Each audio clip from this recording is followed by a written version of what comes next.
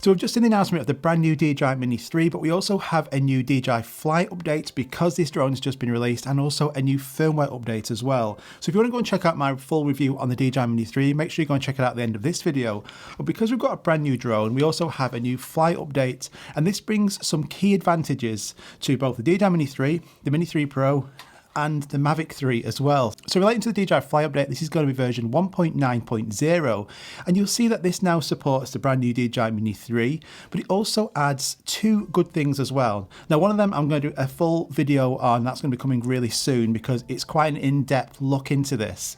So this is relating to the DJI Mavic 3. So a feature people have been asking for so long is waypoints. This is basically what you can do in hyperlapse, where you can plot certain positions, tell the drone where to go, tell it how you want it to perform, and it will make this really good video for you, but only in hyperlapse. Now you can do it in video as well. So something you could do years ago on the old DJI drones, then you're not be able to do it for ages. We now have that support on the Mavic 3 and the Mavic 3 Classic. So I'm going to do a full video on that. Well, that is awesome to see. Now you'll also notice there's going to be a new RC update as well.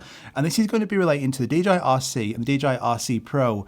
Now you'll notice a downside to these really good controllers is that they rely on data when you're out and about, you're not near Wi-Fi. So if you want to basically look at any maps and you're in an area where you can't get a phone signal, you're kind of screwed, aren't you?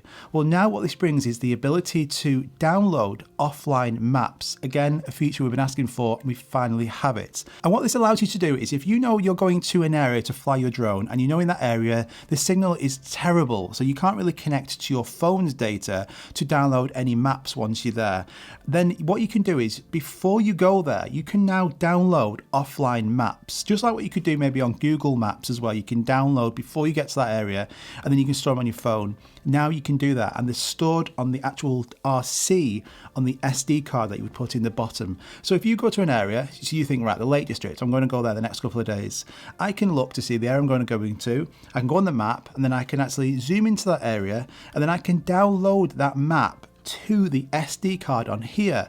Then once I get to that area, I can just go onto Profile on my RC controller, click on RC Maps, and then it will show the maps of what I have downloaded. I can click on one of those maps and it will fully open up, so I can then use that once I'm there.